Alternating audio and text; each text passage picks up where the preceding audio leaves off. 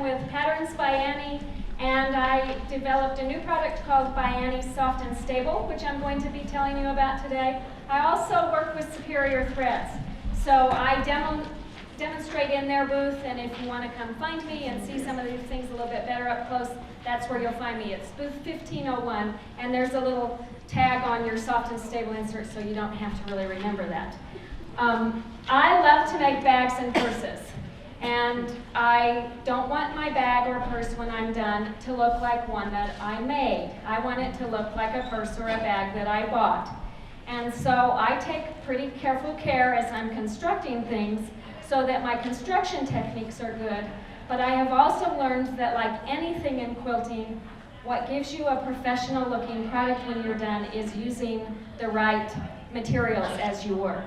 The right tools, the right sewing machines, and the right supplies. And the single most important product that I have found that gives me the difference between a bag that looks like I made it and a bag that looks like I bought it is my new product called Soft and Stable. It's foam, and it's got a fabric lining on both sides, and they're coming around with some little samples. I've got it available in black or in white, and I'm going to have a hard time talking and holding this, so I'm going to set this down. If you can't hear me, yell. Just show, talk. Okay, I'll talk. It's got foam, a fairly dense foam on the inside, and then it's backed with a fabric lining on both sides. What makes this absolutely wonderful is that you can sew with it against your feed dogs. So if you want to put fabric on both sides, you can, but you don't have to. You can use it as your foundation as you're sewing. And it's a nice lightweight foam, but you'll be amazed at the stability and body that it gives to your product. I'm going to start by showing you a couple bags that I made. This is my bag made from my On the Town pattern. Push the little stabilizer down the bottom there. And that one was made using Soft and Stable. When I made that bag, I texturized the front panel using Texture Magic. Has everybody played with Texture Magic? So you know how to use that. When I did the stitching on it, I set my machine on a decorative stitch. I put a heavy 30 weight thread in. I used Superior's Bright thread because I wasn't going to go to all the work of doing all that stitching and not have you notice it when I got done.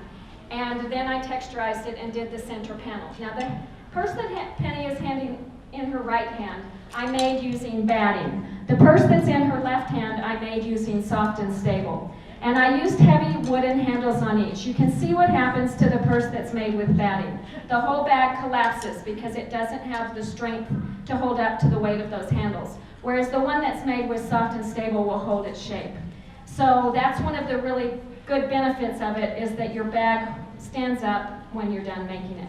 This is another version of that bag made using cloth handles. So if people don't want to bother with the wooden handles, they also can do fabric handles. And again, that bag is called On the Town. When I designed my Serenity bag, which has been one of my really good selling patterns, I wanted all the focus to be right here on this textured flap. I didn't want to have any quilting lines in the base of the bag because I thought that would detract from the focus here. Had I assembled my bag using batting, I would have had to quilt it because you can't go that far apart without sewing your batting and your fabric together. By using the Soft and Stable, I just take my pieces of my bag, I lay them down, for instance, on this one. This is another version of that bag. I cut out the front, I cut out the back, I cut out the pocket piece and the gusset. I lay them down on a piece of Soft and Stable, and I just stitch around the outside edge. People have asked, do you have a fusible version? I have had bad experiences with fusible versions. And to me, it takes, a minute to sew around it, and I don't have to worry about that cellulite look that you get when your iron's not the right temperature and you've got bumps and wrinkles in it. This stays really nice and smooth just by using that. And you can see how nice that bag holds its shape when it's done, and it's got nice, clean, tailored lines. It doesn't have that wrinkly look that it would have had I used batting in it. Again, on this bag, I texturized the front using Texture Magic, which again adds a little bit of extra emphasis to it. I also love to use it when I'm making bags for computers because you've got that extra padding to put your computer in. So this is a bag made using my laptop carriers pattern, and it gives you just that little bit of extra padding in there, and again, a bag that holds its shape when you're finished. I'm going to reach down to the end here.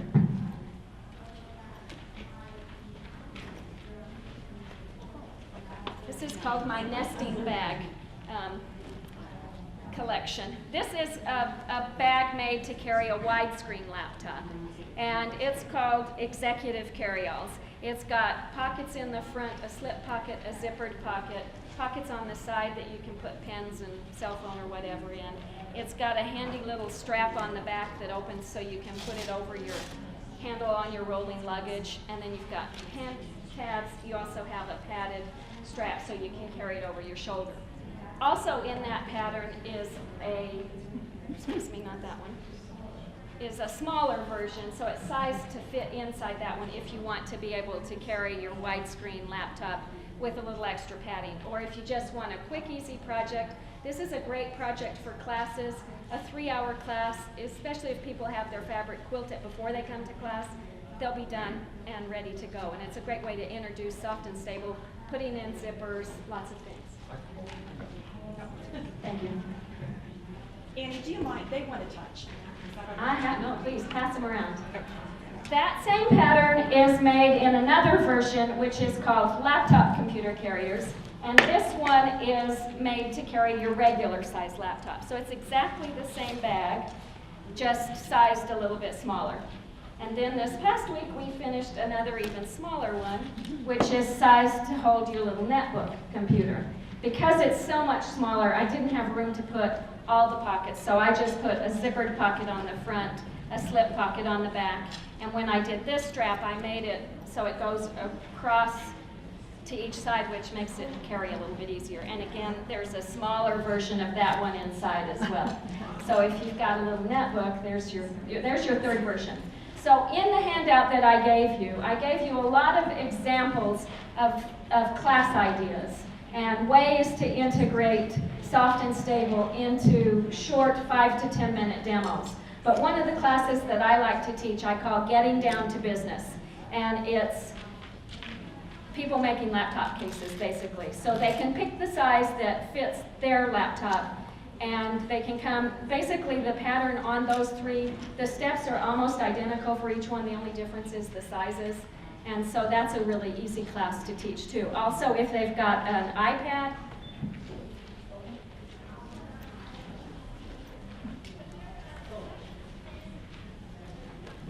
this version works good for an iPad. And this is called the MyPad case. I did 2 different versions on this one. The first one is just strip piecing. This works really good if you've got hand eyes in your store. Hand eyes go so beautifully with batiks. And that did that. On this one, I used Texture Magic down the front. Instead of just stitching it, I used one of my quilting stencils to mark the design. I added a layer of wool batting in between to give it some extra emphasis, and that gives you really great texture. So it's a quick, easy project to do. It would make a great class where you could cover more than one technique. You could do Texture Magic, you could do soft and stable, zippers, the whole shebang. And before I forget to mention it, on your handout I have a little box that shows it. I have filmed a whole bunch of videos that show step by step on this in particular, from the beginning to the end, basically, how to put in the zipper, how to do all those things. So, you know, if you want to watch it before you teach a class, or if you just want to refer your customers to the videos, that's a nice way to do it too. And that's called the MyPad case. And this version, like I said, on soft and stable, if you want to quilt through the layers, you can. When I made these, I consider quilting to be a decorative element. And I like to use, of course, since I work with superior threads, I love to use the variegated threads. I used rainbows to stitch these, so you get a little bit of extra emphasis with that. On this one, I was in a bit of a hurry, and I thought, I don't really need to quilt that. There's enough going on that fabric that it doesn't need quilting lines too. So on this version, I just stitched around the outside, assembled the whole bag. I didn't have to quilt the layers together, which is nice to be able to do it that way. So check that one out too as an option. And then another little bag that you could include in that Getting Down to Business class is the Book-in-It bag. This is a pattern that I designed to be used to carry. Actually, I live in southern Utah, and everybody wanted a scripture bag. So this works really good to carry everything to church on Sunday. You can put your bulletin in the back, your markers in here. But I've had a lot of customers who've made this for kids off at school because they can carry it easy. Even the guys, they'll make it in the team fabrics, and it works really good for guys too. And that also would carry a little mini net book with a little bit of extra room. What's that one called? That's called Booking It.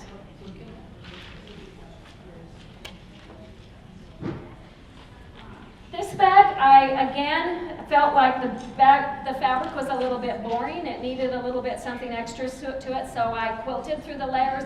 But this bag has a separate lining inside, so I didn't have my lining fabric on there. I quilted with just the fabric and Soft and Stable. So the Soft and Stable was my foundation. It worked really great. The thing that I love about Soft and Stable, because it's a fairly dense foam, it doesn't stretch as you sew. And if you take your little sample that you have, you'll see that you can pull on it and you really don't have it.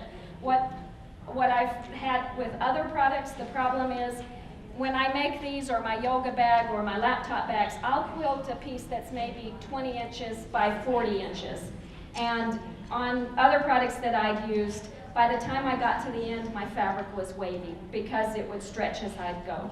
I did a piece that big, and I had a perfectly flat piece of fabric still when I was done. So it's really wonderful for that. But again, I quilted through all these, but you can see how nicely that bag holds its shape.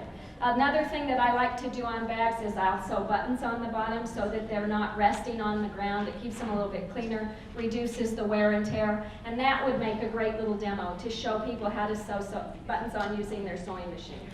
And that's another idea. This is one of my really new patterns.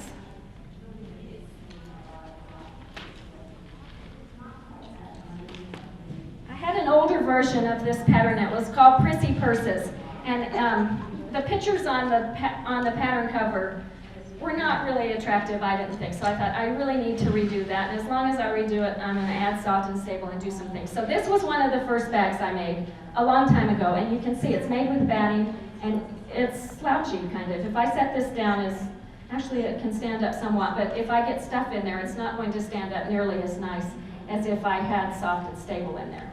But it's cute with the little fringe in it. So the pattern has the fringe. When I did the new one, I called this Flapper Girl because it reminded me of a Roaring 20s Flapper Girl. But I put the heavy wooden handles on here. This is a great way to be able to demo, to show your customers that, push that base down in there so I can hold it, so that even with the heavy handles, the bag still holds its shape. And this just has a little magnetic clasp in the center, just a quick, simple bag to carry. And then the other version I decided I was going to add some ruffles to it. So this one is called Miss Priss. And when I did the ruffles on this, I used Texture Magic. Has anybody thought about using Texture Magic to gather fabric before? One person. If you come to the booth, we've got some cute little dresses that I used it in. But when I did this last week, I started to do the regular thing, and then I thought, because I didn't think using Texture Magic would give me enough gather. And the problem I have with doing the thing where you pull up on the threads is invariably I'm almost done and I pull too hard and I break my thread. Or I pull too hard and I pull it out and I have to start over. But the thing I really hate is getting the ruffles evenly adjusted all the way around. So the great thing about using Texture Magic to do it is that you just have to cut a little skinny piece of it. I cut a 1/4 to a 1/2 inch strip. I put it on the top edge of my ruffles. So these ruffles were actually 2 layers of fabric. And I sewed that along the top edge on the back side. Steamed it. It gathered some, but not as much as I wanted. So I sewed another strip on top, steamed it again, and it gave me the perfect amount of little soft gathers to do my ruffles on here. The great thing is they are perfectly evenly distributed all the way around, and all I had to do was steam it. Quick and easy when you go to sew them on here. They're not bunching and moving to different areas.